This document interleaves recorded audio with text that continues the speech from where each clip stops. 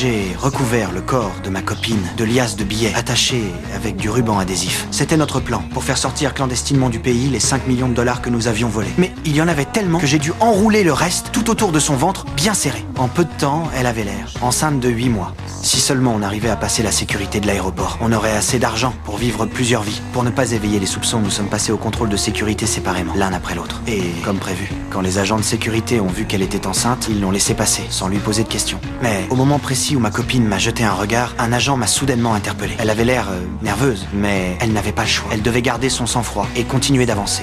Il s'est avéré que mon passeport n'avait aucun tampon d'entrée ou de sortie. Heureusement, j'ai gardé mon calme et après avoir baragouiné quelques explications, j'ai réussi à dissiper les soupçons de l'agent. Puis vint l'étape la plus critique, le scanner corporel. On avait le cœur qui battait la chamade. Si quoi que ce soit tournait mal, non seulement notre plan tombait à l'eau, mais on risquait la prison à vie. Je pensais qu'on avait tout prévu, mais à ma grande surprise, au moment où ma copine a franchi le portique de détection, une alarme stridente a retenti. Mon cœur a failli s'arrêter. Heureusement, ma copine Jonah a rapidement retiré le collier qu'elle portait, ce qui a résolu la crise et lui a permis de passer sans plus de problèmes. Pour ne pas attirer davantage l'attention, nous avons pressé le pas, en pensant que nous allions bientôt échapper à la justice et commencer notre nouvelle vie de riche. On n'a pas pu s'empêcher